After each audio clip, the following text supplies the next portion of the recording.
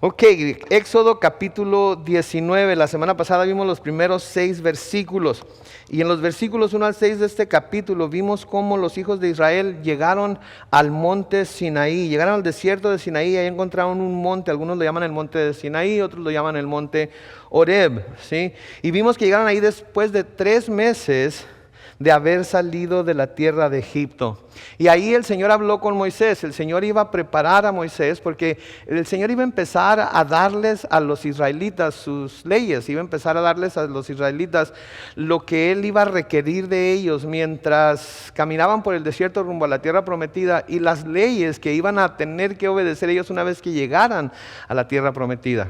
Recuerden que hemos estado igualando, por así decirlo, la liberación de Israel de Egipto y de su esclavitud y servidumbre en Egipto con la liberación de los cristianos cuando somos sacados de las tinieblas y de nuestra esclavitud y servidumbre al pecado a una vida libre en la cual podemos nosotros ahora dedicar esa vida para servir a Dios. Y cuando sucede eso en nuestras vidas, el Señor empieza a enseñarnos lo que es su carácter, empieza a enseñarnos lo que a Él le gusta, lo que no le gusta, lo que Él ama, lo que Él aborrece. Empieza a enseñarnos acerca de su santidad y empieza a mostrarnos cómo para nosotros poder acercarnos a Dios también tenemos que ser santos. Y nos empieza a mostrar que la razón por la que Jesucristo vino y por la que entregó su vida y por la que derramó su sangre es para que nosotros ahora podamos acercarnos libremente a Él y tener una relación personal con Él. Y eso es lo que vamos a ver hoy aquí en los próximos versículos, porque vamos a ver el gran contraste que había entre cómo el pueblo de Dios se acercaba a Dios en este tiempo y cómo nosotros ahora como el pueblo de Dios nos podemos acercar a Dios en nuestros tiempos. Y vamos a darnos cuenta que lo único que ha podido lograr esta habilidad para acercarnos a Dios en nuestros tiempos es precisamente que Jesucristo ha abierto la puerta. Jesucristo rasgó el velo que nos separaba de Él y ahora podemos acercarnos confiadamente a Dios. Y ese es un gran privilegio que nosotros tenemos, como vamos a ver, que ellos no tuvieron. Aunque Dios les habló personalmente, aunque Dios habló a través de Moisés, aunque vieron muchas señales, vieron muchas maravillas, de todas maneras no tenían la habilidad para acercarse a Dios con la libertad que nosotros lo hacemos. Entonces ahí en el capítulo 19, si volvemos al versículo 3, se nos dice que el Señor llamó a Moisés desde el monte y Moisés subió para hablar con Dios. Noten, Moisés subió para hablar con Dios. Qué gran privilegio de Moisés de poder hablar con Dios. Pero no podemos nosotros descartar el hecho de que nosotros también tenemos el gran privilegio de hablar con Dios. Hace unos minutos, antes de que comenzara el servicio, estábamos hablando con Dios. Los hermanos que estaban orando con un servidor, estábamos hablando con Dios. Nos estábamos dirigiendo a Él, como tú, como Padre, como Señor, como Dios, como Rey, ¿verdad? ¿Por qué? Porque tenemos esa habilidad de hacerlo y el Espíritu Santo da testimonio. El Espíritu Santo testifica a nuestro espíritu de que somos hijos de Él y como somos hijos de Él, Él nos escucha. Entonces Dios le dijo: habla con la casa de Jacob, diles lo siguiente a los hijos de Israel: ustedes han visto lo que he hecho con los egipcios y cómo los he tomado a ustedes y los he traído hasta mí sobre alas de águila.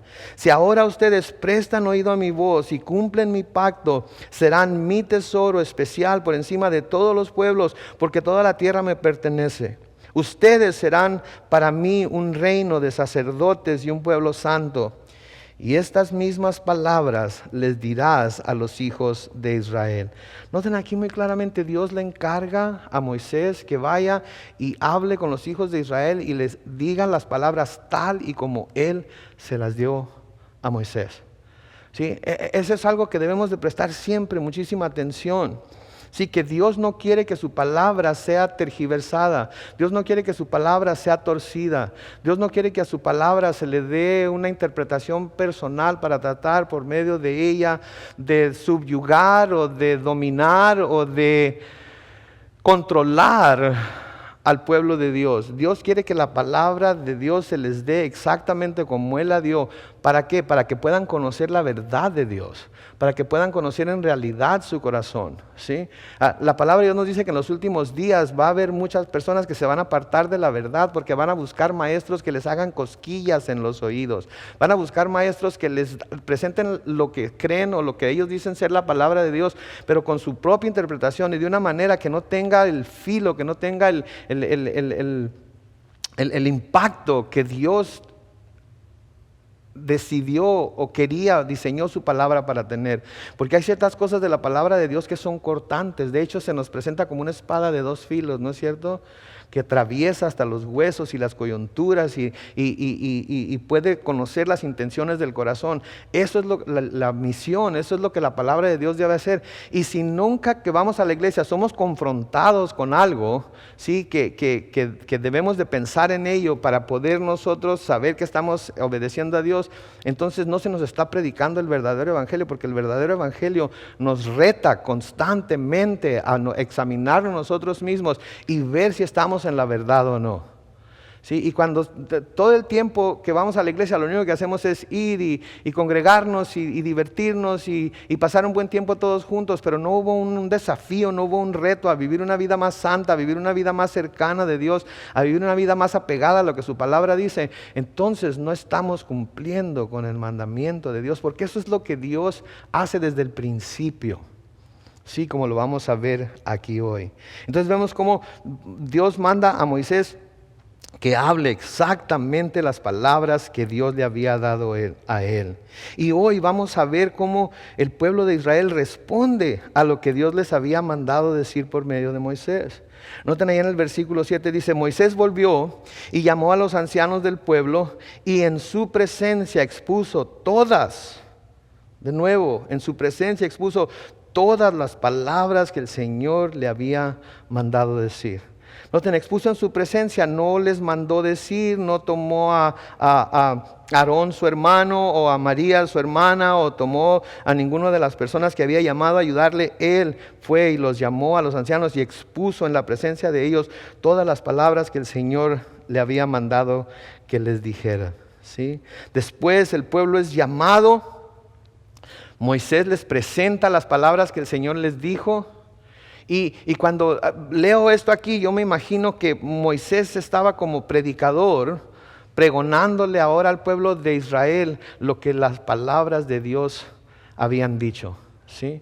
Eso es lo que yo me imagino, como un predicador. Dios le dio a él directamente las palabras que él tenía que decir y luego él como predicador va y las presenta delante del pueblo, como lo estamos haciendo aquí hoy.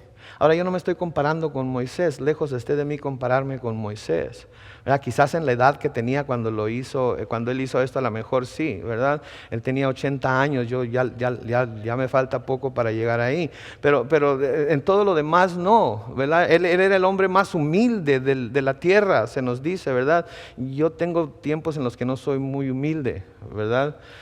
Humilde en el sentido de pobre, sí, siempre lo he sido y creo que siempre lo voy a hacer, pero humilde en el sentido de no ser orgulloso, de no ser soberbio, no, porque a veces la soberbia sale naturalmente, a veces tengo arranques de ira, yo sé que no me lo van a creer, pero pregúntenle a mi esposa, pregúntenle a mis hijos, sí, a veces fallo de esa manera y entonces no me estoy comparando con Moisés, pero eso es lo que Dios ha hecho desde el principio. Él ha hablado a alguien, esa persona toma la palabra de Dios y luego va y la pregona, la predica a su pueblo, y eso es lo que se está haciendo aquí.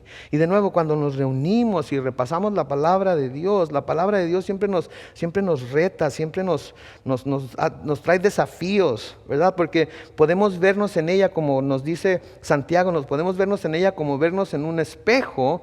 Y podemos ver en realidad en dónde estamos fallando, podemos ver en dónde estamos bien, podemos ver en dónde estamos cometiendo errores.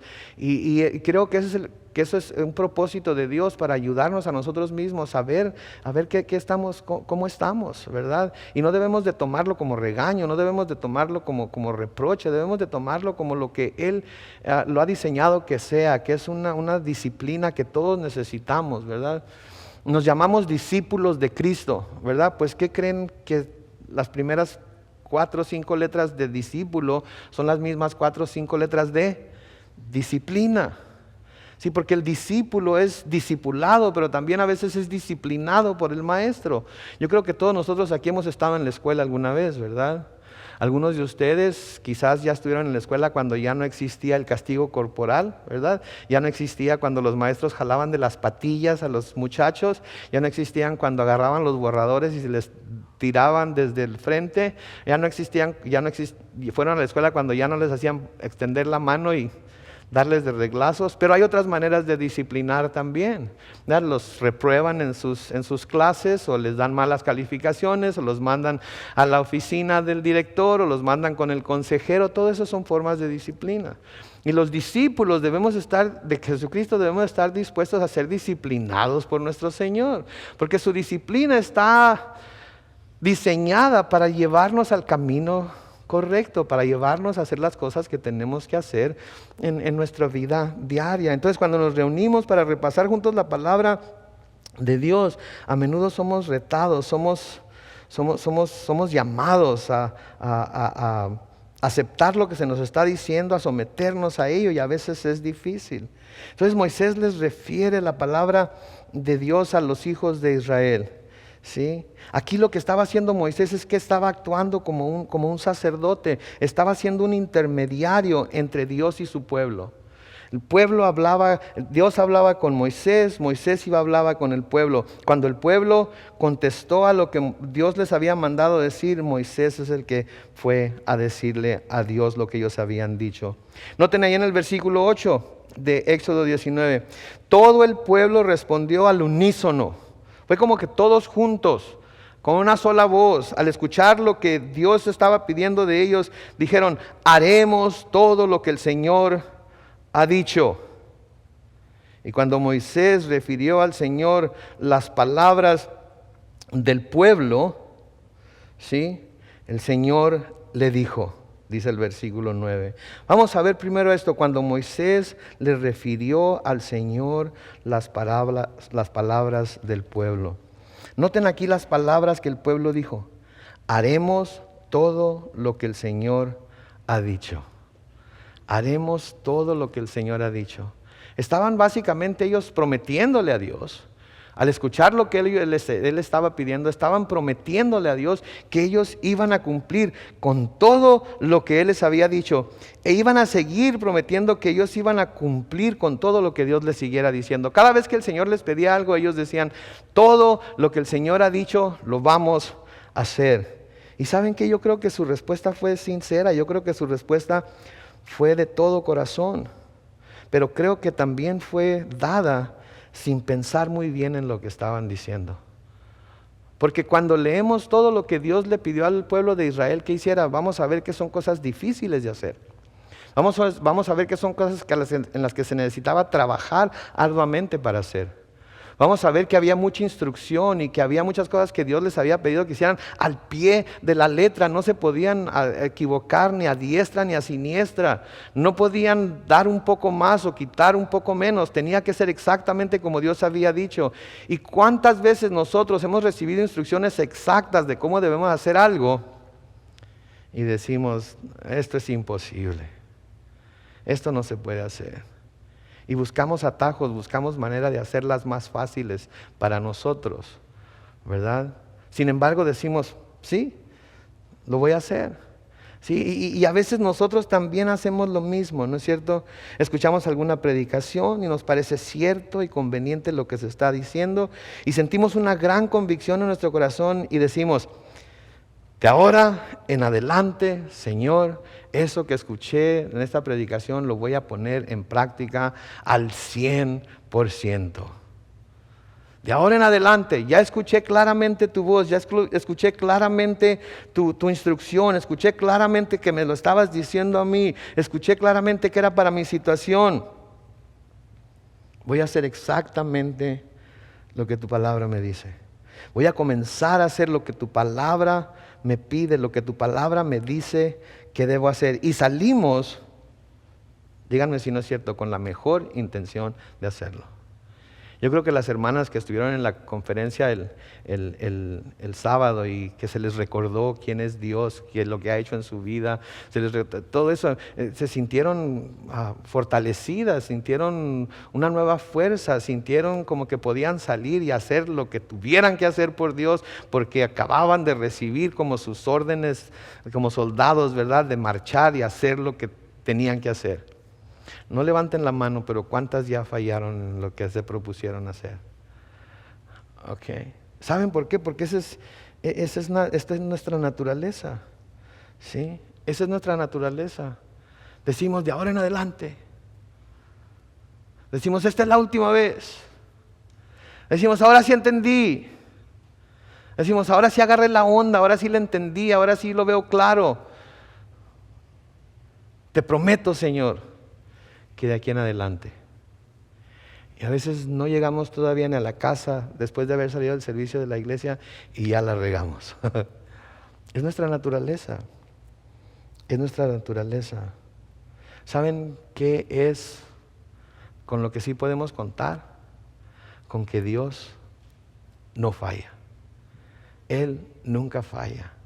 Él siempre cumple lo que dice. Y Él espera y que nosotros entendamos cuán grande es su gracia y Él sigue mostrándonos gracia y sigue dirigiéndonos por el poder del Espíritu y sigue teniéndonos paciencia y sigue teniéndonos misericordia.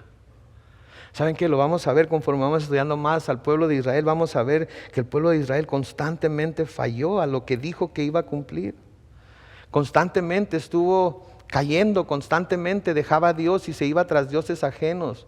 Constantemente desobedecía la ley, constantemente hacía cosas que no deberían hacer. ¿Sí? Y lo vemos a través también de toda la Biblia. Si lo vemos claramente ilustrado en los diferentes personajes que vemos en las Escrituras. Por ejemplo, Noé recibió inmensa gracia de Dios. Noé fue un hombre muy obediente. Noé construyó el arca. Noé tuvo que luchar contra todo el mundo y predicarle a un mundo que iba directamente al infierno porque no quería escuchar a Noé. Sin embargo, ¿qué es lo único que leemos acerca de Noé en el libro de Génesis? Que se emborrachó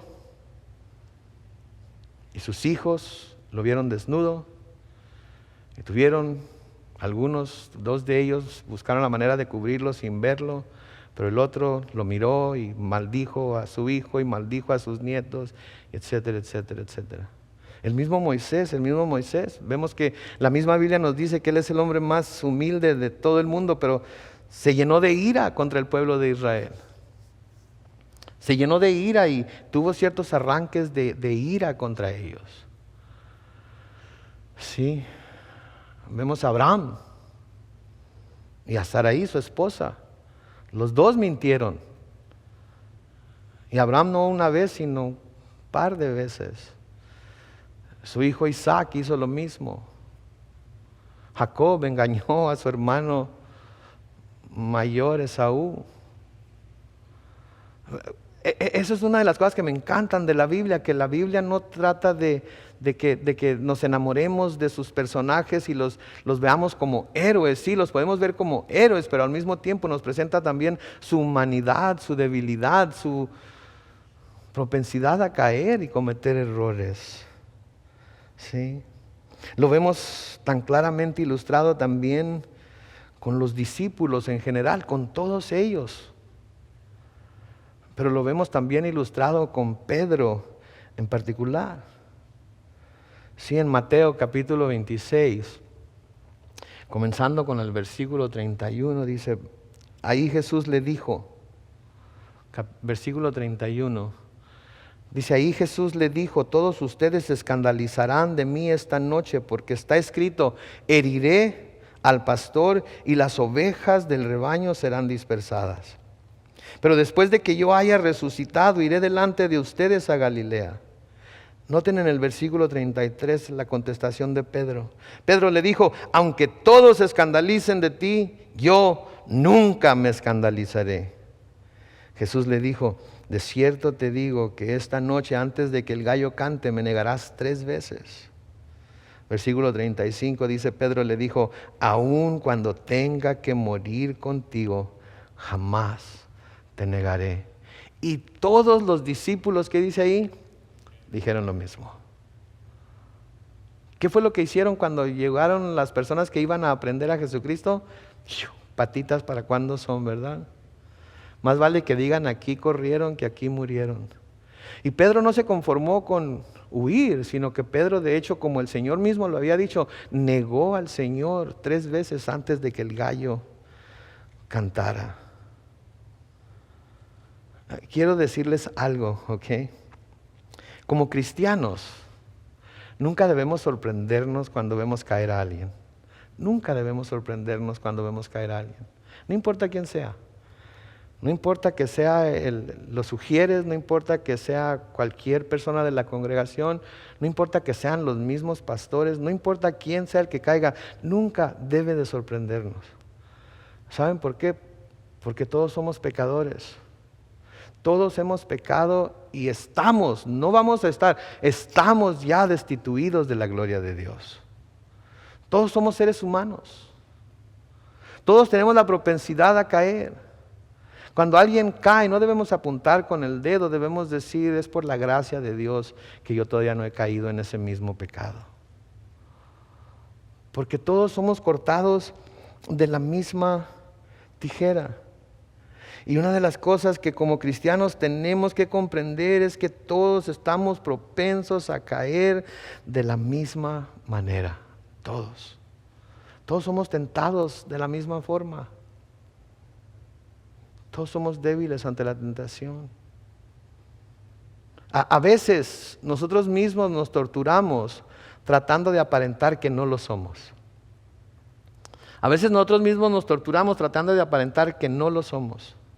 Que nosotros de alguna manera, por nuestro mucho estudio, por nuestra mucha asistencia a la iglesia, o por nuestra mucha lectura de la Biblia, o por nuestro mucho tiempo en el cristianismo, ya llegamos a un nivel en el cual, yo sé que a lo mejor, pero está muy difícil que yo caiga. Cuidado. Cuidado. Cuidado el que crea que es lo suficientemente fuerte para no caer, porque antes de la caída está la soberbia. Sí, todos podemos caer. No importa quiénes seamos. No importa que seamos el pastor, no importa que seamos el superintendente de distrito, no importa qué títulos tengamos, no importa cuánto tiempo tengamos en la iglesia y cuánto sepamos de la palabra, todos tenemos la propensidad a caer. Creo que Pablo lo dice muy claro en el libro de Romanos. Pablo nos lo detalla muy bien en el libro de Romanos, y no nos lo ilustra con alguien que él conoce, no nos lo ilustra con algún hermano que él conoció o alguien la historia de alguien que le dijeron. Lo ilustra con su propia persona. Lean conmigo en Romanos capítulo 7, comenzando con el versículo 15. Romanos 7:15. Pablo escribe: no entiendo qué me pasa. Y recuerden, yo estoy leyendo de la versión Reina Valera contemporánea, que está un poco más diferente a la Reina Valera 60, un poco más entendible, quizás pudiéramos decir. Pablo dice ahí: no entiendo qué me pasa. Pues no hago lo que quiero, sino lo que aborrezco. Y si hago lo que no quiero hacer, compruebo entonces que la ley es buena. O sea, cuando yo hago lo que la ley me dice que no haga, estoy yo mismo aceptando que la ley es buena. Que lo que la ley me está diciendo que no haga, no debería hacerlo. Al yo sentirme mal porque lo hago, estoy comprobando que lo que Dios me está diciendo que haga a través de la ley es exactamente lo que debo estar haciendo. Por eso me siento tan mal, y al sentirme tan mal, compruebo que la ley es buena. Versículo 17 dice: de modo que no soy yo quien hace aquello, sino el pecado. Noten, el pecado que habita en mí. Este es el apóstol Pablo. Cuando está escribiendo esto, ya se ha convertido a Dios, al Señor, ya se ha convertido a Jesucristo. Ya es el apóstol Pablo, podemos decir, en toda la extensión de la palabra. Y noten lo que dice ahí en el versículo 17: de modo que no soy yo quien hace aquello, sino el pecado que habita en mí. Saben que cuando nos salvamos, nuestra alma se salva, pero nuestro cuerpo no se salva.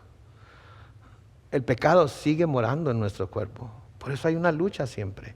Por eso hay una lucha entre el espíritu y la carne. ¿Sí? Juan nos dice que el que diga que no ha pecado es ¿qué? Mentiroso. Así es que es pecado sobre pecado, ¿verdad? Pero a veces nos tratamos de hacer como que no pecamos, ¿verdad? A veces tratamos de hacernos como que nosotros no tocamos el piso cuando caminamos, ¿verdad? Y Pablo aquí está diciendo: no soy yo el que hace lo que está haciendo, que no quiero hacer, sino es el pecado que habita en mí. Versículo 18 dice: Yo sé que en mí, esto es, en mi naturaleza humana, no habita el bien, porque el desear el bien está en mí, pero no el hacerlo.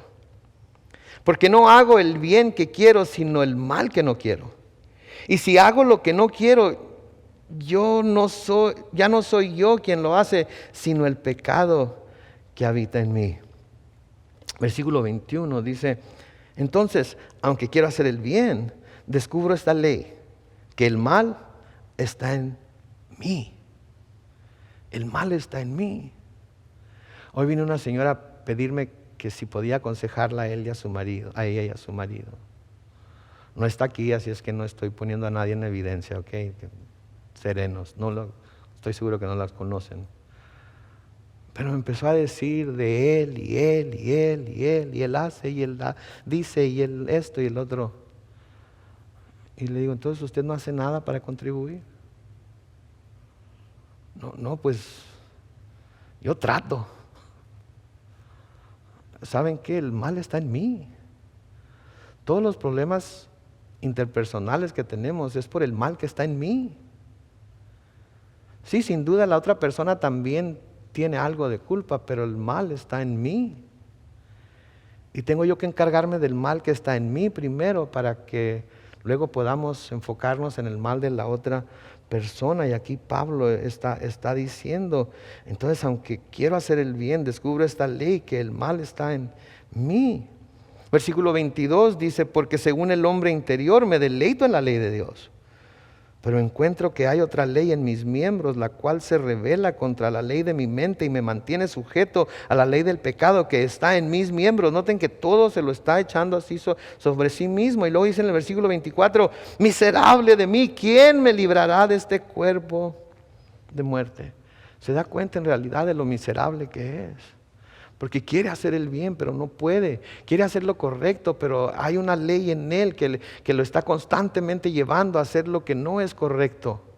Y ¿saben qué, mis hermanos y hermanas, amigas y amigos que están aquí? Hasta que no nos demos cuenta en realidad de lo miserable que somos y de lo pecadores que somos, y vayamos delante del Señor y le digamos, Señor, yo sé que el mal está en mí, no va a haber el cambio que queremos que haya. Y porque no va a haber un cambio en nosotros, no va a haber un cambio en nuestra relación con los demás.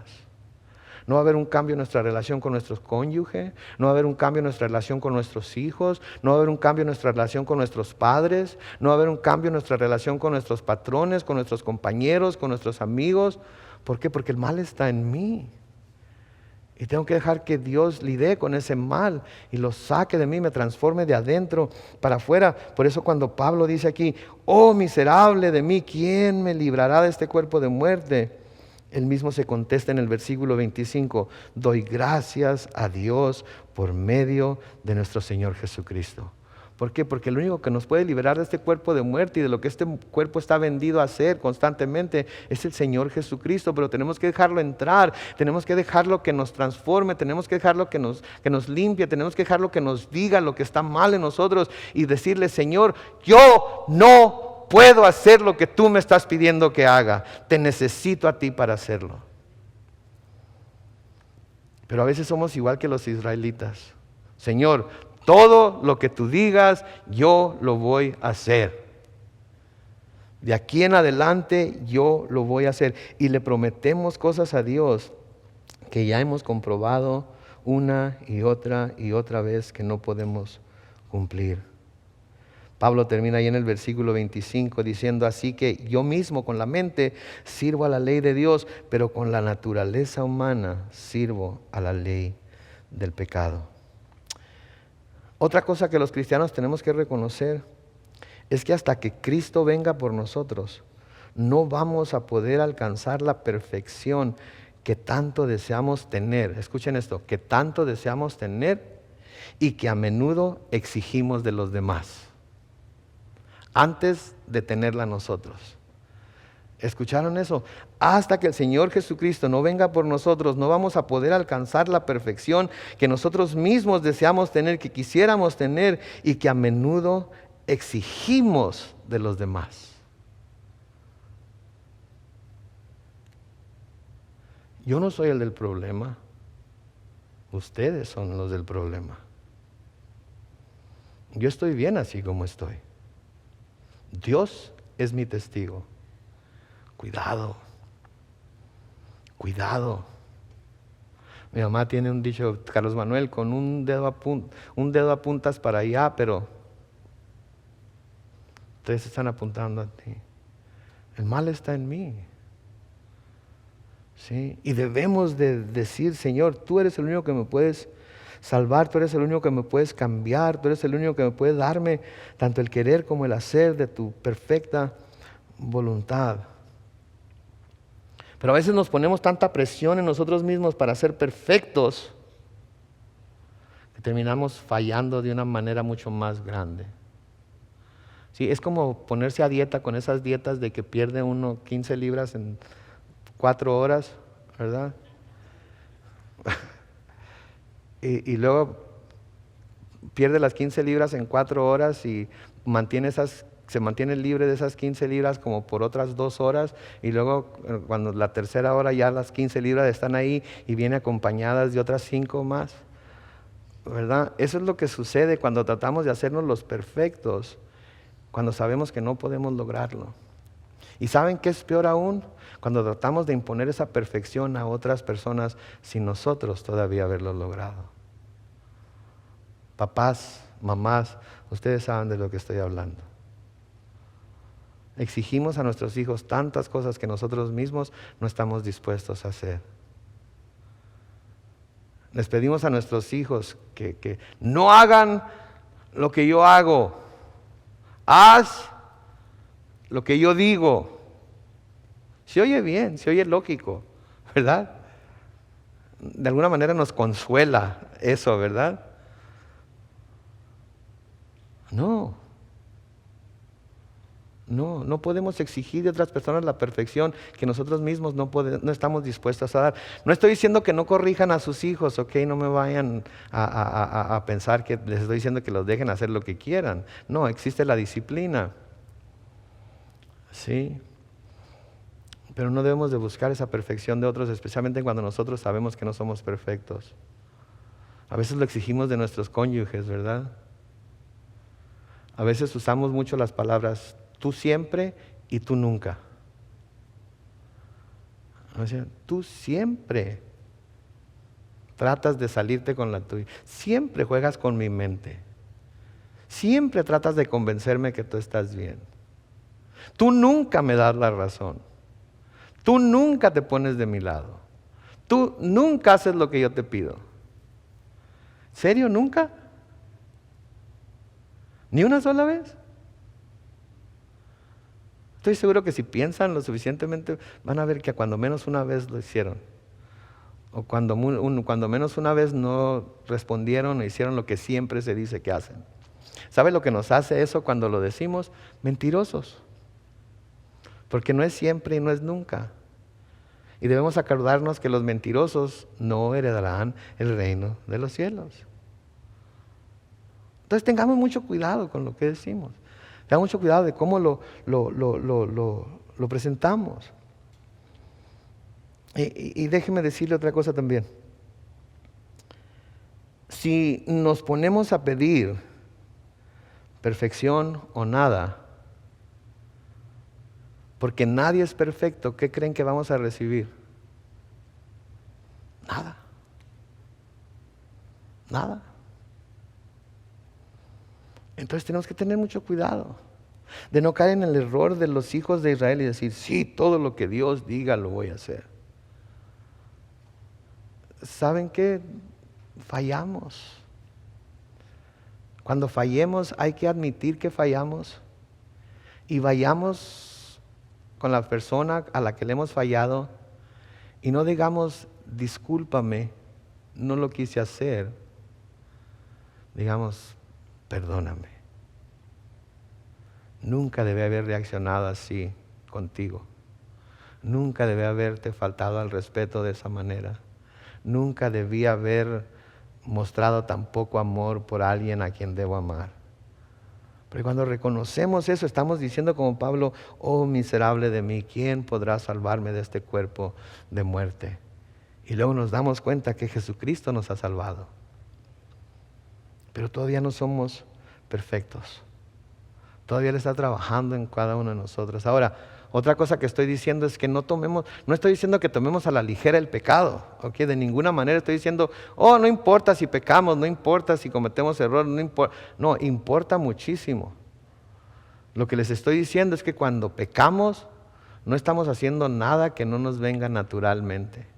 Por eso constantemente se nos tiene que estar recordando que si confesamos nuestros pecados, Él es fiel y justo para perdonarnos nuestros pecados y limpiarnos de toda maldad. Por eso constantemente se nos está recordando que un corazón contrito y humillado, Él no lo rechaza. Por eso constantemente se nos está recordando que podemos ir a Él, podemos pedir perdón a Él y Él nos perdona. Y saben que Él les perdona también a las personas que los han ofendido y que han hecho cosas en contra de ustedes. Pónganse a pensar en esto. ¿Se acuerdan del primer mártir de la iglesia? A ver, una prueba de Biblia. ¿Quién fue el primer mártir de la iglesia? Esteban. ¿Ok? Cuando gente que lo estaba apedreando, ¿quién estaba deteniendo las prendas de los que lo estaban apedreando? Saulo. ¿Se imaginan? Bueno, ¿se acuerdan de lo que Bernabé dijo cuando el Señor le dijo, ve y trae a Pablo, ¿verdad? Porque lo he escogido para hacer una... ¿Qué dijo? Dijo, pero si él está matando a tus santos, él es el que nos anda persiguiendo, ¿cómo ir por él? Tú ve por él, yo lo tengo una misión especial para él. Ok. Y luego se imaginan ir a presentarlo a la iglesia y decir, este es nuestro hermano Saulo. Y que entre la congregación haya estado un primo de Esteban, un hermano de Esteban, el mejor amigo de Esteban, a lo mejor la mamá de Esteban, y ver al apóstol Saulo ahí, Pablo escogido de Dios, y tener que recibirlo como hermano, tener que amarlo como a uno de los hermanos. ¿Les ha pasado algo así a ustedes?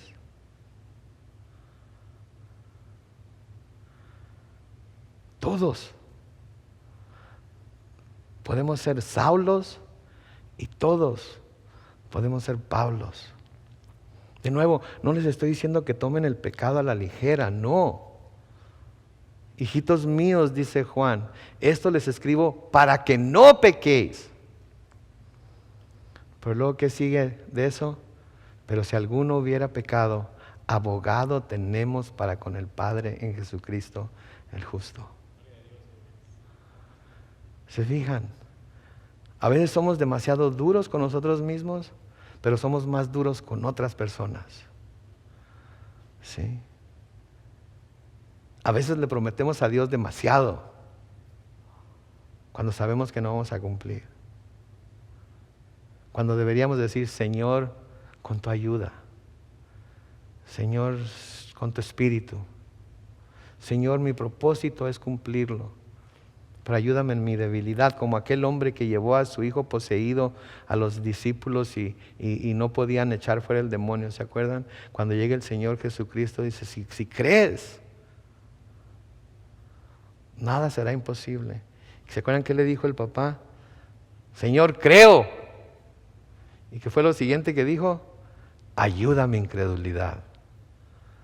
Entonces, cuando recibimos ese reto, cuando recibimos ese desafío de la palabra de Dios, debemos decir, Señor, lo quiero hacer. Ayúdame en mi debilidad. Fortaléceme para poder hacerlo. En el versículo 9 de Éxodo 19 sigue diciendo, el Señor le dijo, voy a venir en medio de una nube espesa y desde ahí hablaré para que el pueblo me oiga mientras hablo contigo y también para que te crean siempre. En otras palabras, el pueblo iba a poder oír lo que Dios le estaba diciendo a Moisés. Moisés refirió al Señor las palabras del pueblo y el Señor le dijo a Moisés, ve al pueblo y santifícalos hoy y mañana y haz que laven sus vestidos y se preparen para el tercer día, porque el tercer día yo, el Señor, descenderé sobre el monte Sinaí a la vista de todo el pueblo. Tú debes poner un límite alrededor del pueblo y decirles que se abstengan de subir al monte. Ni siquiera deben tocar sus límites, porque cualquiera que toque el monte morirá. Quien llegue a tocarlo, hombre o animal, será apedreado o traspasado por una flecha. No vivirá. Solo podrán subir al monte cuando la trompeta dé un toque largo. Noten aquí lo que le está diciendo el Señor a Moisés. Dile al pueblo que no se puede acercar, ni siquiera tocar el monte. Puso límites para que el pueblo no se acercara a él, para que el pueblo no pudiera estar cerca de él, para que el pueblo no tuviera un contacto accidental con él. Y le está diciendo a Moisés muy claramente, cualquiera que toque, aunque toque el monte, animal u hombre, va a morir apedreado o atravesado con una lanza o atravesado con una flecha.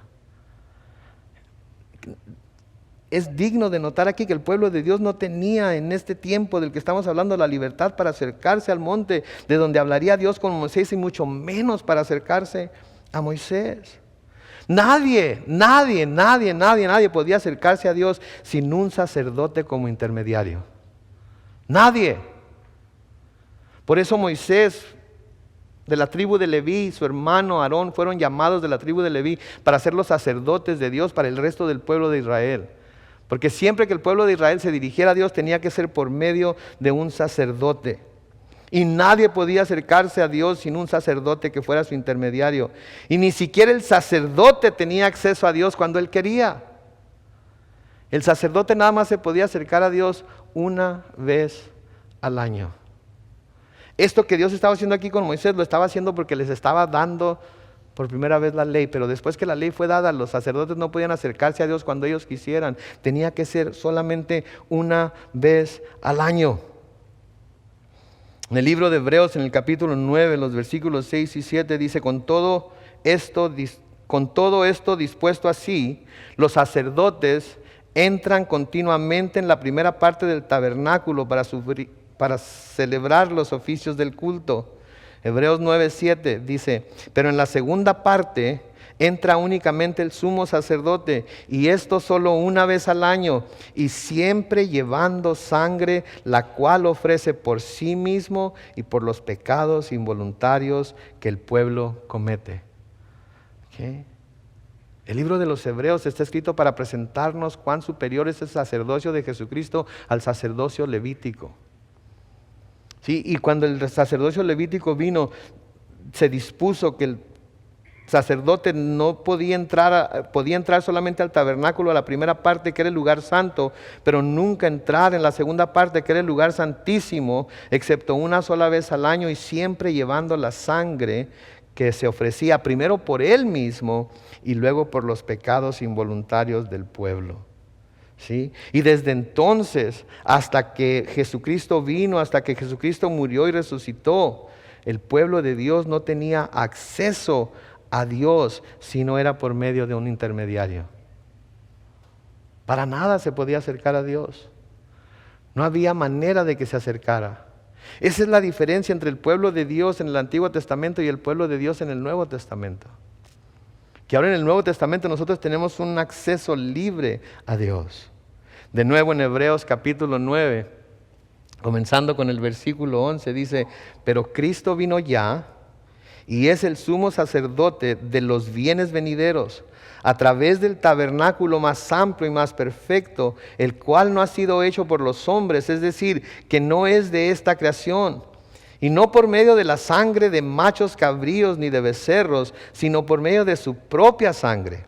Entró una sola vez para siempre en el lugar santísimo, y así obtuvo para nosotros la redención eterna.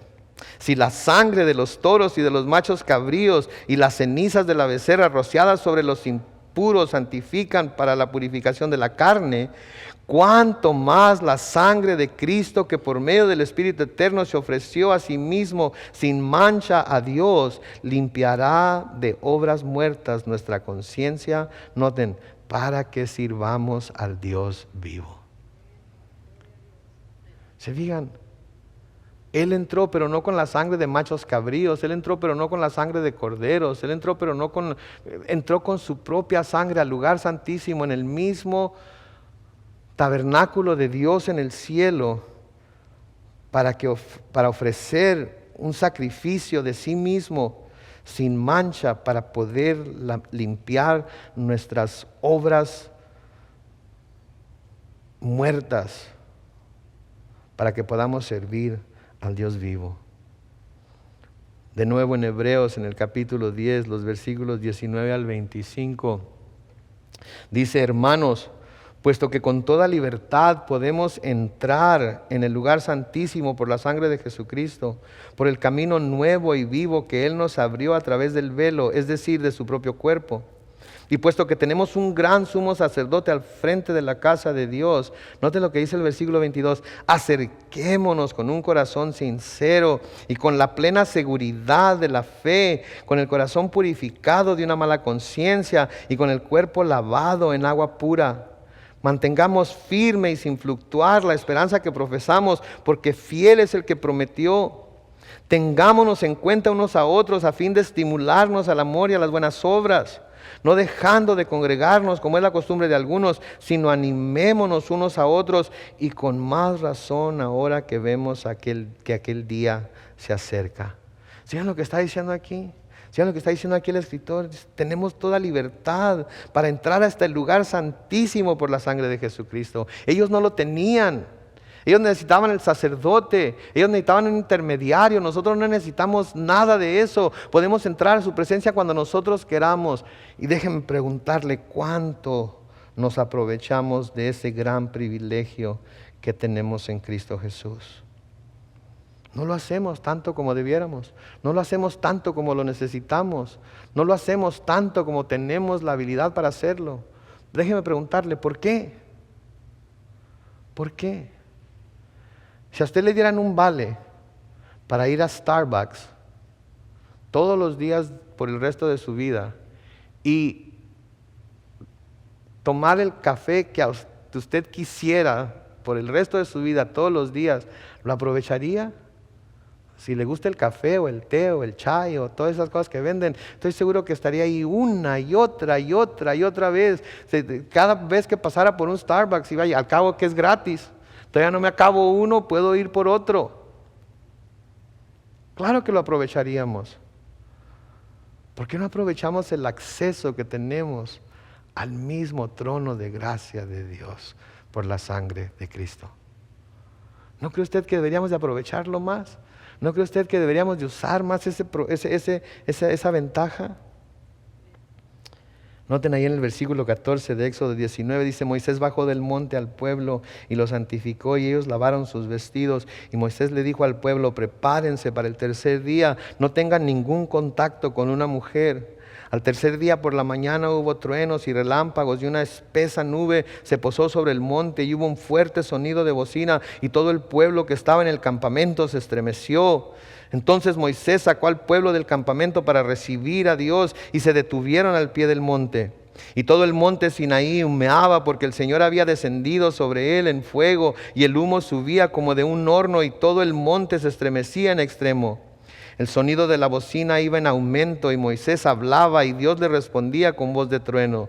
Y entonces descendió el Señor sobre el monte Sinaí, sobre la cumbre del monte, y llamó el Señor a Moisés para que subiera a la cumbre, y Moisés subió. Y el Señor dijo a Moisés: baja y dile al pueblo que no traspase los límites para verme, porque muchos de ellos morirán. Noten, Dios conocía el corazón del pueblo. Sabía que por curiosidad algunos se iban a querer acercar. Sabían que por curiosidad algunos iban a querer ver qué estaba pasando. Sabía que algunos tenían un corazón rebelde, un corazón desobediente, y que aun cuando se les había advertido lo que iba a pasar, de todas maneras iban a hacer lo que ellos quisieran. Y Dios le dice a Moisés: ve y adviérteles que no traspasen los límites para verme, porque muchos de ellos morirán. ¿Cuántas veces nos advierte Dios? De muchas maneras. No traspases ese límite. No te pases de la raya. No vayas más allá de lo que es prudente. No hagas más de lo que está escrito. No te aproveches de la gracia. No creas que te vas a salir con la tuya. Y de todos modos, ahí vamos. A veces despacito, porque queremos ver si algo va a pasar, ¿verdad? damos un par de pasos, no pasa nada. Vamos a acercarnos más. No pasa nada y vamos a acercarnos más. Y cuando menos pensamos, llegamos a la orilla del precipicio y ahí vamos, hasta abajo, cuando claramente se habían puesto los límites. El versículo 22 dice: a los sacerdotes que se acercan a mí, diles también que se santifiquen, para que yo, el Señor, no haga en ellos ningún estrago. Moisés le dijo al Señor: el pueblo no podrá subir al monte Sinaí, porque tú nos has mandado poner límites al monte y santificarlo. Y el Señor le dijo: anda, baja y sube luego con Aarón. Pero ni los sacerdotes ni el pueblo, de nuevo, deben traspasar el límite ni subir a donde estoy, para que no haga yo entre ellos ningún estrago. Otra vez, por tercera vez les está advirtiendo. Por tercera vez les está advirtiendo. ¿Cuántas veces nos ha advertido el Señor a nosotros que no hagamos algo? ¿Cuántas veces nos ha advertido que no demos ese paso? ¿Cuántas veces nos ha advertido que no sigamos por el camino que vamos? ¿Cuántas veces nos ha advertido de lo que nos va a pasar si lo hacemos? ¿Cuántas veces hemos tenido que sufrir las consecuencias de algo que hemos hecho y ahora tenemos la misma situación enfrente y todavía estamos pensando en que quizás esta vez va a ser diferente? No va a ser diferente. No va a ser diferente. En el versículo 25 dice: y Moisés bajó del monte y le dijo esto al pueblo. En el Nuevo Testamento se hace un recuento de este evento. De nuevo en el libro de Hebreos, en el capítulo 12, comenzando con el versículo 18. Y lo hace como un contraste entre lo que ellos pasaron y lo que nosotros tenemos ahora en Cristo. En Hebreos capítulo 12, comenzando con el versículo 18, dice: ustedes no se han acercado a aquel monte que se podía tocar y que ardía en llamas, ni tampoco a la oscuridad, a las tinieblas y a la tempestad, ni al sonido de la trompeta, ni a la voz que hablaba, y que quienes la oyeron rogaban que no les hablara más, porque no podían sobrellevar lo que se les ordenaba. Incluso si una bestia toca el monte, será apedreada o atravesada con una lanza. Lo que se veía era tan terrible que Moisés dijo: estoy temblando de miedo. Ustedes, hablando ahora a los cristianos judíos del Nuevo Testamento, hablando a nosotros también a través de esta carta, dice: ustedes, por el contrario, se han acercado al monte de Sión, a la celestial Jerusalén, ciudad de Dios, del Dios vivo, y a una incontable muchedumbre de ángeles, a la congregación de los primogénitos que están inscritos en los cielos, a Dios, el juez de todos, a los espíritus de los justos que han sido hechos perfectos, a Jesús, el mediador del nuevo pacto, y a la sangre rociada que habla mejor que la de Abel. Luego noten lo que dice en el versículo 25: tengan cuidado de no desechar al que habla. ¿Quién es el que hablaba? Dios. Tengan cuidado de no desechar al que habla. Si no escaparon los que desecharon al que los amonestaba en la tierra, mucho menos escaparemos nosotros si desechamos al que amonesta desde los cielos. Se fijan, ellos estaban en el monte de Sinaí, estaban aquí en la tierra, y Dios los estaba amonestando aquí en la tierra. Y aquí el escritor está diciendo: si ellos que fueron amonestados aquí en la tierra no se escaparon, ¿cómo vamos a escapar nosotros si desechamos al que nos amonesta desde los cielos?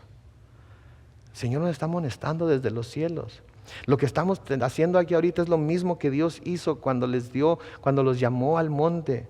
Él nos está amonestando, Él nos está llamando, Él nos está desafiando. Y por eso el escritor a los Hebreos dice: ustedes no se han acercado a ese monte. ¿Sí? Tengan cuidado de no desechar al que habla. Sí, porque si ellos no escaparon, porque desecharon al que los amonestaba en la tierra, mucho menos escaparemos nosotros y desechamos al que nos amonesta desde el cielo. En el versículo 26 sigue diciendo: en aquella ocasión la voz de Dios sacudió la tierra, pero ahora ha prometido: una vez más sacudiré no solo la tierra, sino también el cielo. Y esta frase, una vez más, significa que las cosas movibles, es decir, las cosas hechas, serán removidas para que permanezcan las inconmovibles. Así que nosotros que hemos recibido un reino inconmovible, debemos de ser ¿qué? Agradecidos. Y con esa misma gratitud, ¿hacemos qué? Servir a Dios y agradarle con temor y reverencia, porque nuestro Dios es un fuego que todo lo consume. Es una advertencia que Dios nos está dando a nosotros como cristianos.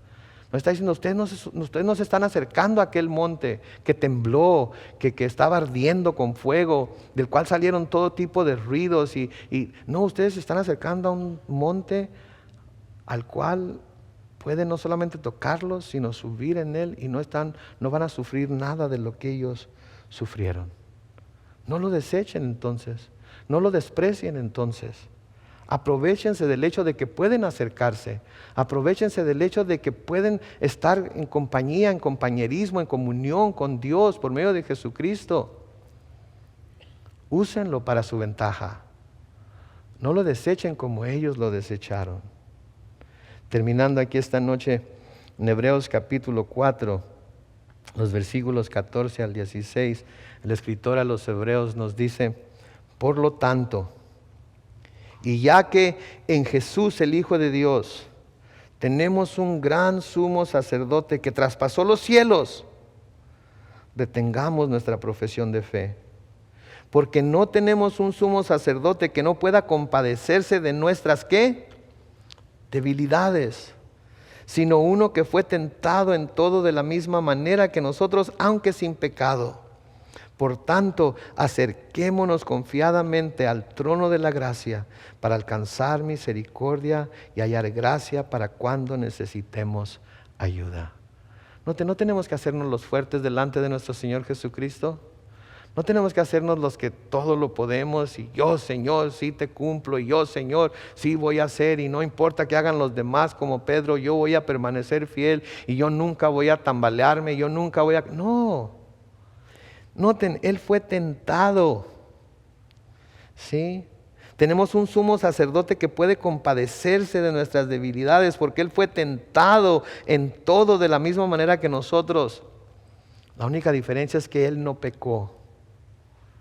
Y porque Él nos comprende, podemos ir a Él con todo y nuestras debilidades. Podemos ir y decirle: Señor, la he regado una vez más. Él no va a responder: ¿qué? ¿Otra vez? ¿Cuántas veces van que te perdono este pecado? ¿100? ¿200? ¿300? ¿Que no tienes vergüenza? ¿Cómo puedes venir a pedirme perdón otra vez? No, noten lo que dice ahí. Por tanto, acerquémonos confiadamente al trono de la gracia para alcanzar misericordia y hallar gracia para cuando necesitamos ayuda. El monte de Sinaí y el monte al cual el Señor Jesucristo nos abrió acceso. Uno, si se tocaba, morían inmediatamente. El otro, cuando nos acercamos a Él, se nos devuelve la vida, se nos devuelve la fuerza, se nos devuelve el poder. Aprovéchense de ello. Acerquémonos al trono de la gracia cada vez que lo necesitamos, sin temor, aun cuando hubiéramos pecado. Porque si confesamos nuestro pecado, Él es fiel y justo para perdonarnos nuestro pecado y limpiarnos de toda maldad. Amén.